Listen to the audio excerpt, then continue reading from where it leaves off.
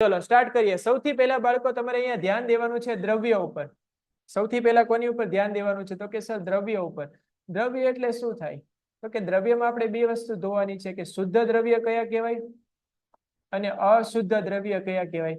પણ દ્રવ્યને જાણતા પહેલા આપણે અહીંયા વાત કરવાની છે એક ટોપિક વિશે, તત્વ। કે આપણી જે પૃથ્વી છે, પૃથ્વી એમાં કેટલા તત્વો આવેલા છે લગભગ? ચલો કોઈને ખબર હોય તો ફટાફટાનો જવાબ આપો।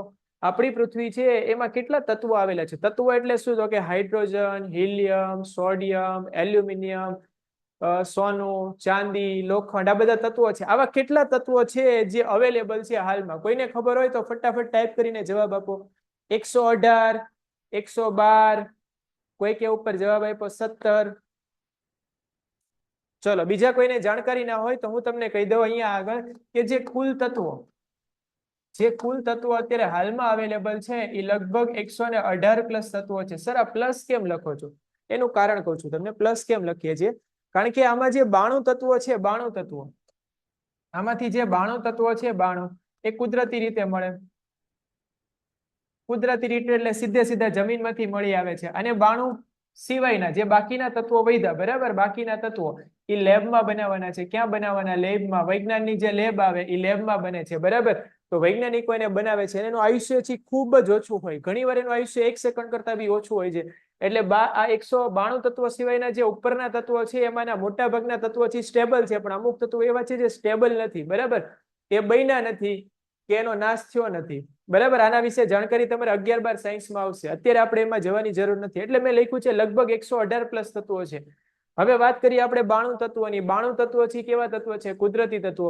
અને જો આપણે ટોટલ તત્વોની વાત કરીએ, ટોટલ તત્વો, આને હું જવા દઉં થોડી વાર માટે, આપણી પાસે જેટલા બી તત્વો અવેલેબલ છે એ તત્વોમાંથી ઘણા તત્વો છે ધાતુ તત્વો છે, ઘણા તત્વો ધાતુ છે, ઘણા તત્વો કેવા છે? તો કે સર અધાતુ તત્વો છે, અને ઘણા તત્વો કેવા છે? તો કે અર્ધ ધાતુ છે। કેવી ધાતુ છે? અર્ધ ધાતુ।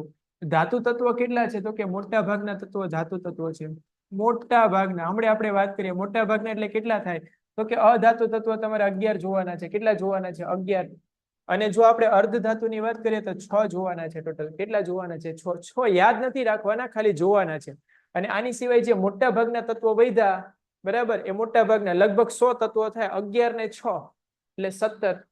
118 તત્વો છે એમાંથી લગભગ 100 કે 101 તત્વો છે, એટલે મોટા ભાગના તત્વો કેવા છે? તો કે ધાતુ અવસ્થામાં છે। અમુક કેવા છે? તો કે અધાતુ છે, અને અમુક કેવા છે? તો કે અર્ધ ધાતુ છે। હવે સૌથી પહેલા વાત કરીએ આપણે ધાતુ તત્વોની, તો કે મોટા ભાગના તત્વો ધાતુ તો છે જ તે, પણ ધાતુ તત્વો મોટે ભાગે ઘન અવસ્થામાં હોય। કઈ અવસ્થામાં હોય? ઘન અવસ્થામાં। ઘન અવસ્થામાં તમે આરામથી એને જોઈ શકો। અધાતુ તત્વો હોય એમાંથી અમુક ઘન અવસ્થામાં હોય, અને અમુક અમુક અમુક તત્વો છે વાયુ અવસ્થામાં છે। તો આ તો કાં તો ઘનમાં હશે અથવા તો વાયુ અવસ્થામાં હશે। અને અર્ધ ધાતુ તત્વો છે ઘન અવસ્થામાં જ છે બધે બધા। કઈ અવસ્થામાં? ઘન। આપણે આના વિશે અત્યારે જાણકારી લેવાની નથી, બરાબર। 11-12 સાયન્સ લેશો તો એમાં આના વિશે આખું ચેપ્ટર આવશે તમારે અર્ધ ધાતુ વિશે। અત્યારે માત્ર ધાતુ અને અધાતુ આની ઉપર ફોકસ કરવાનું છે આપણે। તો સૌથી પહેલા તત્વો એટલે શું થાય? તો કે સર 118 તત્વો આવેલા છે। 118 માંથી અમુક ધાતુઓ છે, અમુક એટલે કેટલા? મોટા ભાગના। અમુક અધાતુઓ છે, કેટલા? તો કે બહુ ઓછા। બહુ એટલે કેટલા? 11। અને અમુક કેવી છે? અર્ધ ધાતુઓ। અહીંયા સુધી ક્લિયર છે? ધાતુઓ કયા સ્વરૂપમાં? તો કે ઘન અવસ્થામાં, અધાતુઓ ઘન અથવા વાયુમાં, અને અર્ધ ધાતુઓ ઘન જ છે। પણ આમાં આપણે અત્યારે જવાનું નથી। ચલો એટલે સુધી ક્લિયર હોય તો ફટાફટ ટાઈપ કરો ઓકે। ફટાફટ ટાઈપ કરો ઓકે, તો આપણે આગળ વધીએ અહીંથી। ચલો આગળ વધીએ આપણે હવે અહીંથી આપણે આગળ વધીએ હવે। સૌથી પહેલા બેટા આપણે એક નાનો એવો ચાર્ટ તૈયાર કરવાનો છે। આ ચાર્ટને પહેલા મગજમાં બરાબર રીતે આપણે ફિટ કરી લઈએ। આ ચાર્ટ જો બરાબર ફિટ થઈ જશે તો ચેપ્ટર છે ને રેડી કરવામાં બહુ મજા આવશે આપણને। રેડી? તો સૌથી પહેલા આપણે અહીંયા વાત કરવાની છે દ્રવ્ય। દ્રવ્ય બે રીતે અવેલેબલ હોય, એક તો શુદ્ધ પદાર્થના સ્વરૂપમાં હોય, યા તો અશુદ્ધ પદાર્થના સ્વરૂપમાં અવેલેબલ હોય। યા તો શુદ્ધ હોય યા તો અશુદ્ધ હોય। શુદ્ધ એટલે કોની વાત થાય? તો કે તત્વ તરીકે હોય। શેના તરીકે હોય? તત્વ। રેડી? તત્વ એટલે કોની વાત થાય છે? તો કે 118 તત્વો। 118 તત્વો કોની વાત થાય? તો કે oxygen, hydrogen, helium, lithium, sodium વગેરેની વાત થઈ રહી છે અહીંયા આગળ. સર ઝાંખું દેખાય છે, કેમ ઝાંખું દેખાય છે આમાં? એક મિનિટ, આની બ્રાઇટનેસ થોડી ઓછી કરી દઈએ આપણે.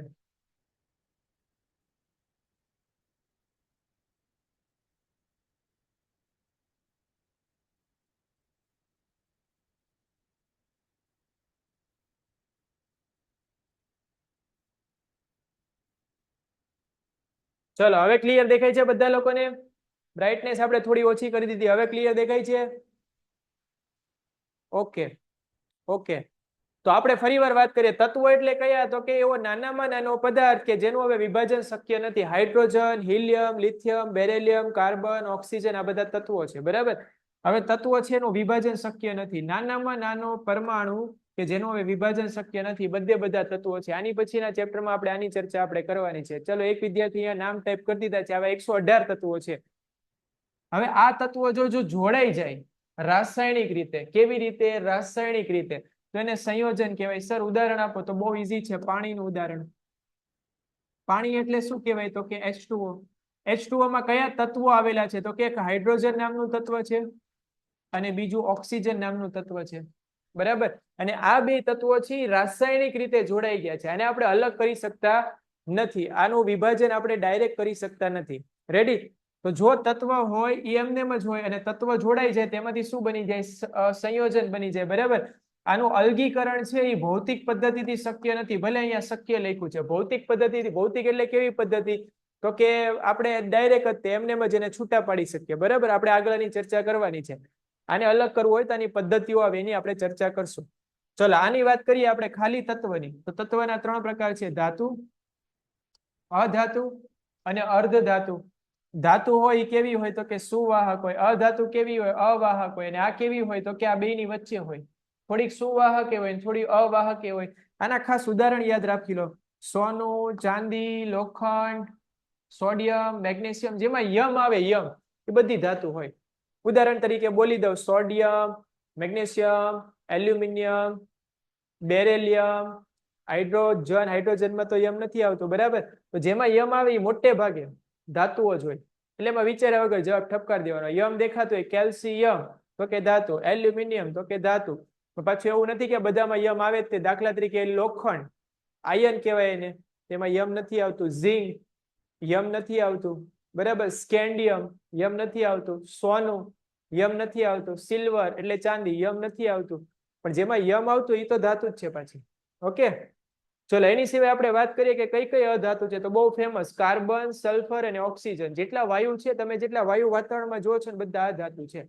સિંગલ વાયુની વાત કરું છું. ઓક્સિજન વાયુ, હાઇડ્રોજન વાયુ, ક્લોરીન વાયુ, આ બધા વાયુ છે. વાયુ શેમાં હોય? તો કે અધાતુમાં હોય. રેડી? અર્ધધાતુની ચર્ચા આપણે અત્યારે નથી કરવાની, પણ છતાં બી ચર્ચા કરી લઈએ. સિલિકોન અને જર્મેનિયમ. સિલિકોન અને જર્મેનિયમ આ બધી કઈ છે? અર્ધધાતુઓ. બોરોન બી છે, પણ સિલિકોન અને જર્મેનિયમ ઉદાહરણ ખાસ યાદ રાખી લેજો. ચલો એની પછી વાત કરીએ કે અશુદ્ધ પદાર્થ એટલે શું? તો કે તમારે મિશ્રણ કરવાનું, પદાર્થને ભેગા કરવાના. કેવી રીતે? તો કે ખાલી સામાન્ય રીતે ભેગા કરી દો, તેને મિશ્રણ કહેવાય. ઉદાહરણ તરીકે કહો અહીંયા આગળ, તો કે મિશ્રણના ઉદાહરણ શું થાય? તો કે તમારે ખાંડ લઈ લેવાની અને ચોખા લઈ લેવાના, બેને ભેગા કરી દો તો આ મિશ્રણ બની ગયું. ખાંડ હોય એને પાણીમાં નાખી દો તો મિશ્રણ બની ગયું. લીંબુ હોય, લીંબુનો જે રસ હોય એને પાણીમાં નાખી દો, મિશ્રણ બની ગયું.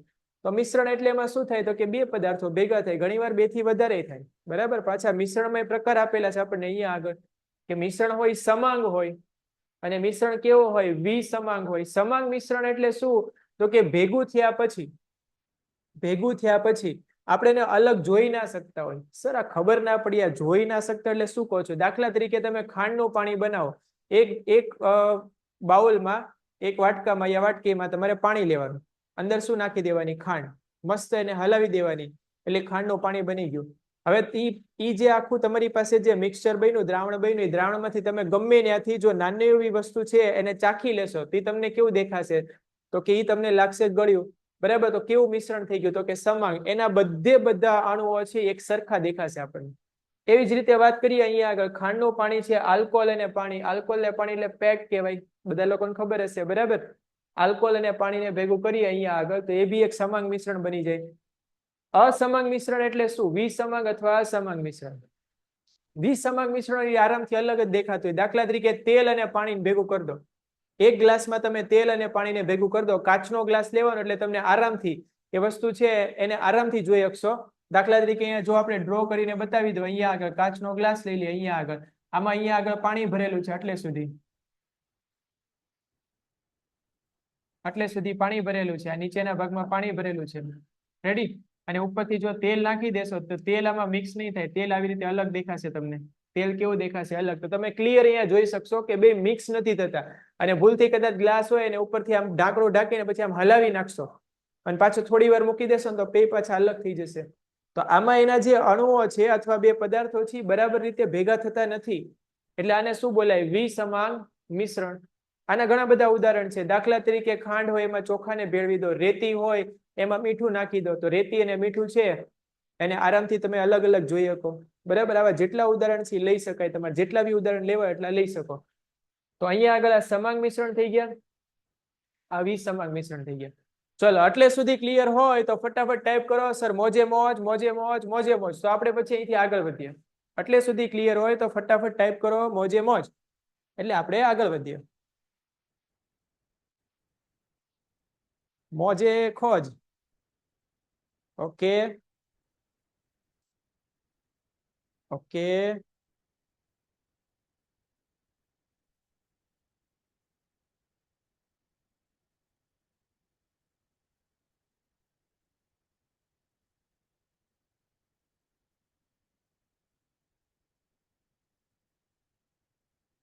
Very good. ચલો, મોજે ખોજ ભૂલથી લખાઈ ગયું. ઓકે, ચલો, એટલે સુધી ક્લિયર હોય ફટાફટ આને 1 મિનિટમાં હું રિવાઇઝ કરાવી દઉં.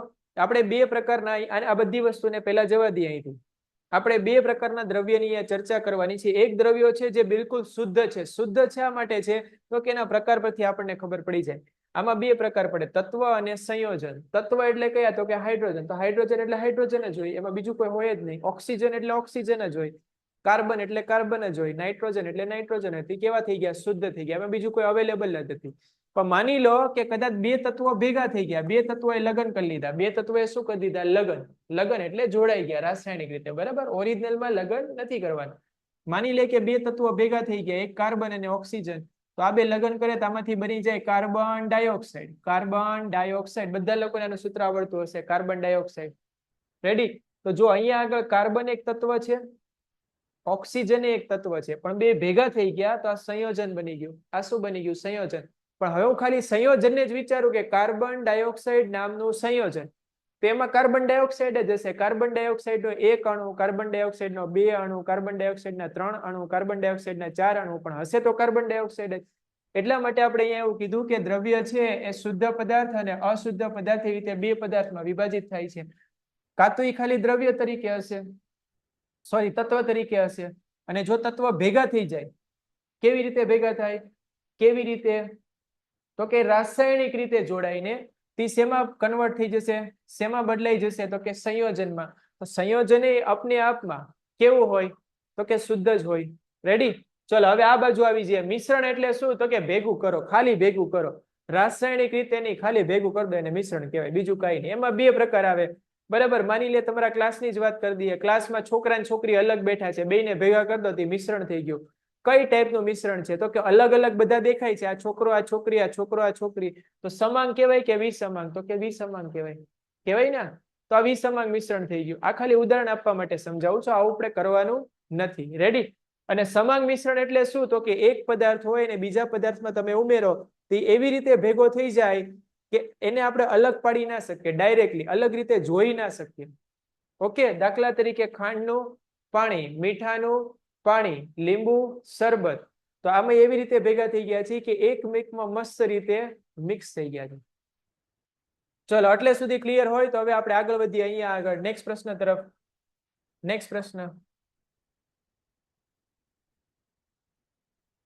ચલો, નેક્સ્ટ પ્રશ્નમાં આપણને એવું કીધું છે શુદ્ધ દ્રવ્ય એટલે શું થાય? હમણાં જ આપણે વાત કરી. શુદ્ધ દ્રવ્ય એટલે સામાન્ય રીતે શુદ્ધ દ્રવ્યનો અર્થ ભેળસેળથી મુક્ત દ્રવ્ય થાય. ભેળસેળથી મુક્ત દ્રવ્ય કરી શકાય. એની સિવાય વૈજ્ઞાનિક દ્રષ્ટિએ જે દ્રવ્યમાં એના બધા જ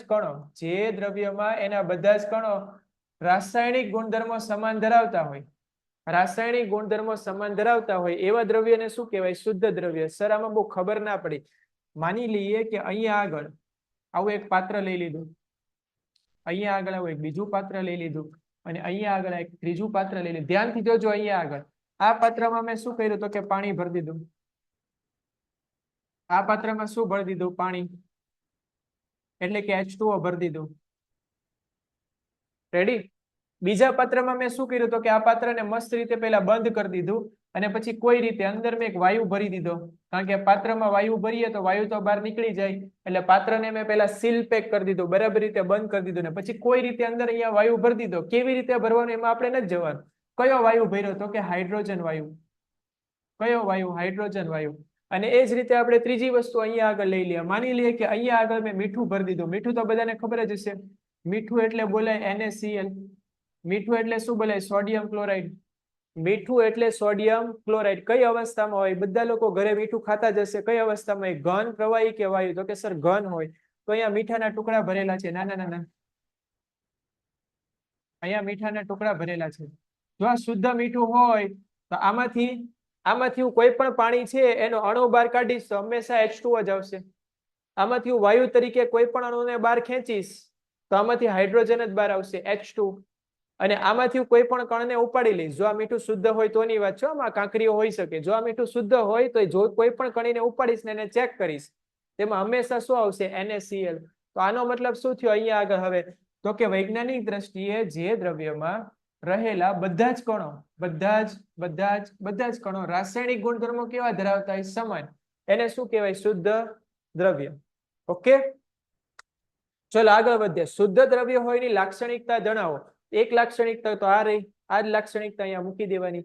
ચલો જોઈએ આપણે શુદ્ધ દ્રવ્યની લાક્ષણિકતા નીચે મુજબ છે. પહેલું, કોઈ એક શુદ્ધ દ્રવ્ય એક જ પ્રકારના કણોનું બનેલું હોય. હું એમ કહું કે કાર્બન ડાયોક્સાઇડ, તો કાર્બન ડાયોક્સાઇડ નો જથ્થો લઈ લો, તેમાં કાર્બન ડાયોક્સાઇડ જ હોય. પાણીનો જથ્થો લઈ લો તો પાણી જ હોય. મીઠાનો જથ્થો લઈ લો તો મીઠું જ હોય. ચૂનાનો જથ્થો લઈ લો, ચૂનો, તો એમાં ચૂનો જ નીકળવાનો છે. પણ માની લો કે ચૂનો લીધો અને એમાં પાણી નાખી દીધું, તો હવે બે ભેગા થઈ ગયા. બરાબર, ભેગા થયા તો મિશ્રણ થઈ ગયું. એમાં પાછું વિચારવું પડે સમાન કે વિસમાન. બરાબર, ચલો અહીંયા આગળ બીજો પોઈન્ટ. શુદ્ધ દ્રવ્યનું બંધારણ સમગ્ર રીતે સમાન હોય છે. શુદ્ધ દ્રવ્યનું બંધારણ સમગ્ર રીતે કેવું હોય? તો કે સમાન હોય. બીજું, આ દ્રવ્યના પ્રાપ્તિ સ્થાનો ભલે ગમે તે હોય, આ દ્રવ્ય ભલે ગમે ત્યાંથી આવ્યું હોય, પરંતુ તેના ગુણધર્મ હંમેશા એક સમાન રહે. સર આ શું કહેવા માંગે? ખબર નથી પડતી. ગમે ત્યાંથી આવ્યું એટલે શું? આસમાનમાંથી ટપકે કે પછી જમીનમાંથી આવે? કેવા શું માંગે? છેલ્લો પોઈન્ટ સમજાવી દો. અહીંયા આગળ એવું કીધું છે આ દ્રવ્યના પ્રાપ્તિ સ્થાનો ભલે ગમે એમ હોય. તો માની લો કે આપણે હાઇડ્રોજન અને ઓક્સિજનને ભેગા કર્યા. હાઇડ્રોજન ને ઓક્સિજન ને ભેગા કર્યા, શું બને? તો કે સર પાણી બને. શું બને? પાણી. રેડી? શું બને? પાણી. તો પાણી બની ગયું આમાં. અને 10મા ધોરણમાં તમારે આવી પ્રક્રિયા આવશે કે જો કોઈ એસિડને ભેગો કરો બેઝ સાથે તો હંમેશા ક્ષાર બને અને પાણી બને. તો આમાંય પાણી બનશે. આપણે પ્રક્રિયામાં નથી જવાનું, એમાં પ્રક્રિયા ખાલી હું અહીંયા સમજવા અમસ્તા જ લખી દઉં છું. HCl એટલે એસિડ, NaOH એટલે બેઝ. આને ભેગા કરો તો અહીંયા આગળ ક્ષાર બની જાય NaCl અને બીજું બની જાય પાણી. કેવી રીતે બને એમાં આપણે નથી જવાનું. બને શું? તો કે પાણી. તો કે આમાં પાણી કેવી રીતે બન્યું? તો કે એસિડ અને બેઝના ભેગા થવાથી. અને આમાં પાણી કેવી રીતે બન્યું? તો કે હાઇડ્રોજન અને ઓક્સિજન વાયુના ભેગા થવાથી. તો છે તો બે પાણી જ તે. તો અહીંયા શું કીધું? આ દ્રવ્યના પ્રાપ્તિ સ્થાન ભલે ગમે તે, એ ગમે એ રીતે બનતું હોય, ગમે એ પ્રક્રિયામાં, તેના ગુણધર્મો કેવા હોય? એક સમાન હોય. પાણી એટલે પાણી હોય, પી શકાય. રેડી? કાર્બન ડાયોક્સાઇડ એટલે કાર્બન ડાયોક્સાઇડ હોય. આપણે જયારે શ્વસન કરીએ ત્યારે જે બહાર કાઢીએ કાર્બન ડાયોક્સાઇડ છે, તે કાર્બન ડાયોક્સાઇડ સરખો જ હોય. કોઈ પ્રક્રિયામાં બનતો હોય કે તમારા શરીરમાંથી બહાર આવતો હોય, હશે કેવો? તો કે સરખો. તો આના કેટલા ગુણધર્મો યાદ રાખવાના છે? 3. ફરી વાર એકવાર અહીંયા એકવાર સમજાવી દો. કોઈ એક શુદ્ધ દ્રવ્ય હોય એના બધા કણો કેવા હોય? તો કે એક સમાન હોય. બીજું, શુદ્ધ દ્રવ્યનું બંધારણ, આ જ વસ્તુ બીજી રીતે, એનું બંધારણ કેવું હોય? એક સમાન હોય. આ દ્રવ્યો ગમે ત્યાંથી મેળા હોય પણ એના ગુણધર્મો કેવા હોય? સમાન હોય. ચલો ક્લિયર છે આ? ચલો એટલે સુધી ક્લિયર હોય તો ફટાફટ ટાઈપ કરો મોજે મોજ, મોજે મોજ, મોજે મોજ, એટલે આપણે આગળ વધીએ.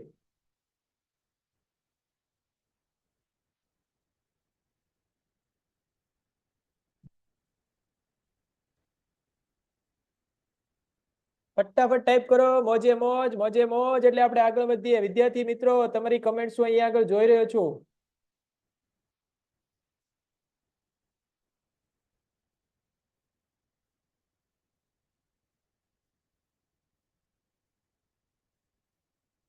Very good. ચલો, આઈ થિંક બધા લોકોને દ્રવ્ય વિશેનો જે ખ્યાલ હશે એ ક્લિયર થઈ ગયો હશે હવે.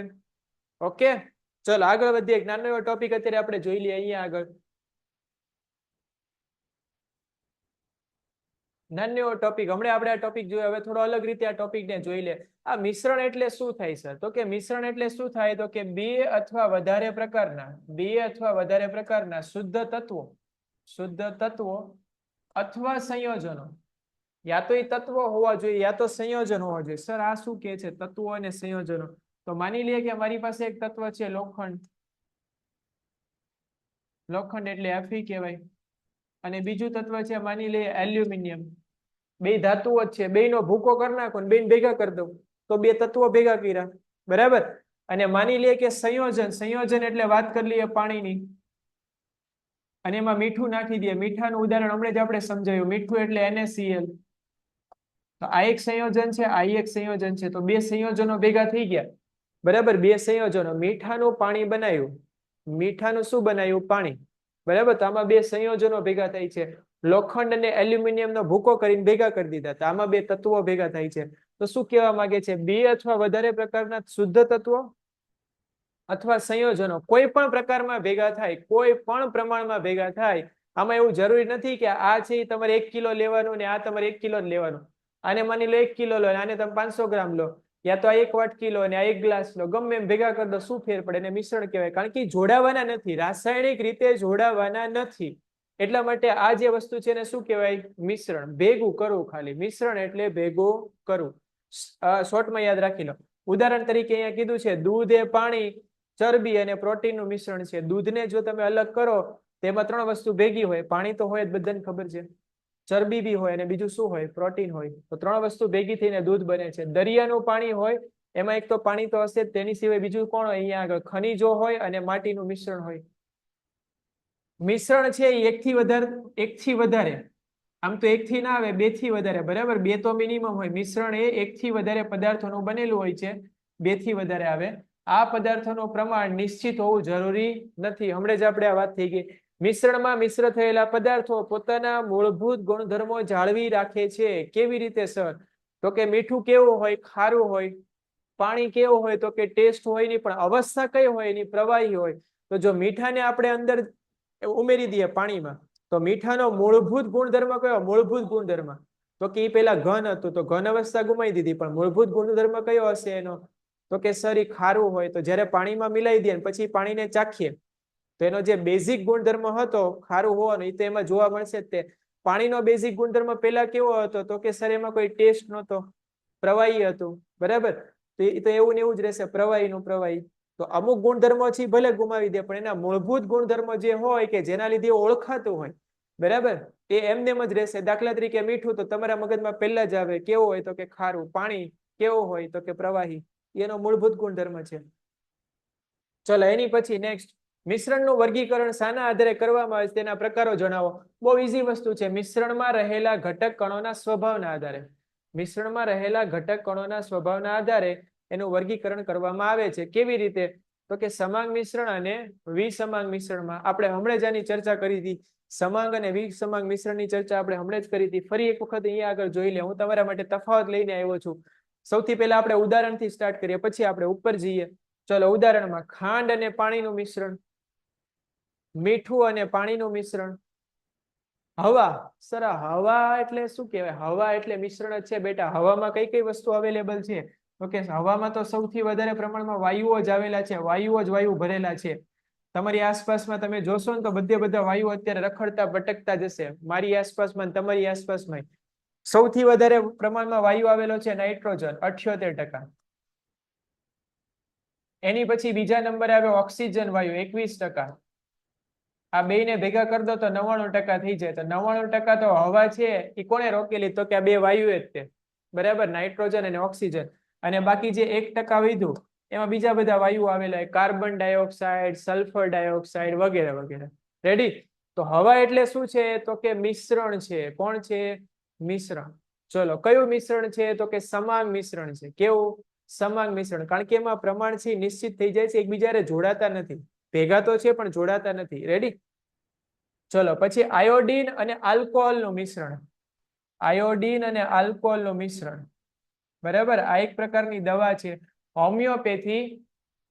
હોમિયોપેથી મેડિસિન્સ તમે લેતા હોય તમને એમ થાય શરદી થઈ ગઈ ને મારે હોમિયોપેથીના ક્લિનિકમાં જવું છે બરાબર તો હોમિયોપેથીના ક્લિનિક વાળા તમને એક નાની એવી સિરપ જેવી વસ્તુ આપે ને ટિંકચર કહેવાય ટિંકચર બરાબર એ ટિંકચર હોય એમાંનું મિશ્રણ હોય આલ્કોહોલ અને આયોડીન તમારે રાત્રે જ્યારે સૂતી વખતે ડોક્ટર એમ કહે કે 1 ગ્લાસ પાણી લેવાનું 2-3 ટીપા નાખી દેવાના પી લેવાનું એટલે શરીરનો કફ શરદી બધી જ વસ્તુ હોય ને એનાથી ધીરે ધીરે ઉતરી જાય ને મસ્ત મજાની ઊંઘ બી આવી જાય એટલે એની જ વાત થઈ રહી છે આયોડીન અને આલ્કોહોલનું મિશ્રણ ચલો આના ઉદાહરણ લઈએ રેતી અને ખાંડ મીઠું અને લાકડાનો વહેર મીઠું અને સલ્ફર પાણી અને તેલ આ બધા ભેગા નથી થતા ભેગા તો કરવાના પણ ભેગા થતા નથી એટલે વિસમાંગ મિશ્રણ ચલો આની વાત કરીએ મિશ્ર થયા બાદ કોઈ એક જ ભૌતિક અવસ્થા ધરાવે છે કોઈ એક જ ભૌતિક અવસ્થા ઉદાહરણ તરીકે ખાંડ અને પાણી ખાંડ પેલા ઘન હતી પાણી કેવું હતું પ્રવાહી આ બેન ભેગા કર્યા તો બેની અવસ્થા હવે કઈ થઈ ગઈ પ્રવાહી આમાં એવું ના થાય રેતી અને ખાંડને ભેગા કરો તો પેલા બે ઘનમાં જતા તો ઘનમાં જ રહી ગયા પણ અમુક કિસ્સામાં એવું નહીં થતું હોય બરાબર આમાં અમુક કિસ્સા કોઈ આપ્યા તો કે યસ ના અમુક કિસ્સા નહીં બધા એને જ આપ્યા છે આમાં કોઈ આપણને ઉદાહરણ આપ્યું નથી મિશ્ર થયા બાદ અલગ અલગ ભૌતિક અવસ્થા ધરાવે છે અલગ અલગ એટલે આપણે અલગ અલગ દેખાય છે ભલે અવસ્થા એક જ છે આમાં રેતી અને ખાંડ ઘન જ છે તો તમે જુઓ ને તો દેખાય તો તમને અલગ અલગ જ છે ચલો એની પછી નેક્સ્ટ તેના ભાગો ભૌતિક રીતે અલગ પાડી શકાતા નથી કેમ અલગ ના પાડી શકાય મીઠાનું પાણી હોય એકવાર બનાવી દો તમે પછી એમ કહો ના સર મારે આમાંથી ખાલી મીઠું જ કાઢવું છે પાણીને નહીં ખાલી મીઠું એવું ના થાય આનાથી ઉલટું બોલું સર મીઠાનું એકવાર પાણી બનાવી દીધું મારે ખાલી પાણીને જ બહાર કાઢવું મીઠું ના આવવું જોઈએ અંદર તો આવું પોસિબલ જ નથી એટલે તેના ભાગો હોય એને ભૌતિક રીતે અલગ ના કરી શકાય આના ભાગો હોય એને ભૌતિક રીતે અલગ કરી શકાય સર કેવી રીતે સમજાવી દો માની લો કે રેતી અને ખાંડ બેને ભેગા કરી દીધા હવે મારે છૂટું પાડવું છે તો આને 2-3 ઓપ્શન છે